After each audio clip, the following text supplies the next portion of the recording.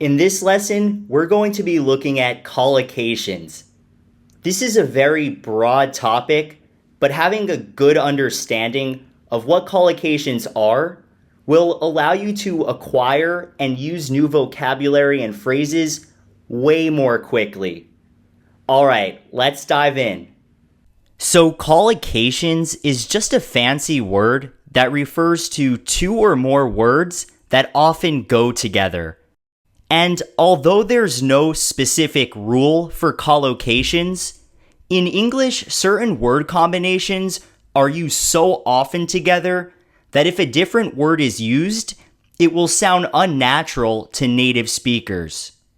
Take, for example, make-do collocations, which are probably the most mistaken collocations for non-native English speakers.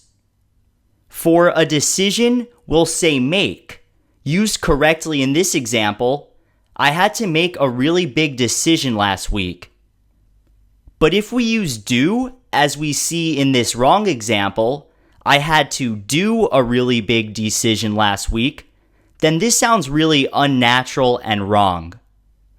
Likewise, in this next example, if I say, I said a few stories during my presentation, this also sounds awkward, unnatural, and wrong.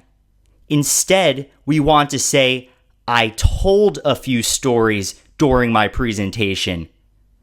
So this is really important because if you're learning a new vocabulary word, also having a good idea of the words that collocate with the new word you're learning is going to really help you to use the new vocabulary word better in your real life situations. So learning and becoming aware of common collocations will help you sound more natural and fluent.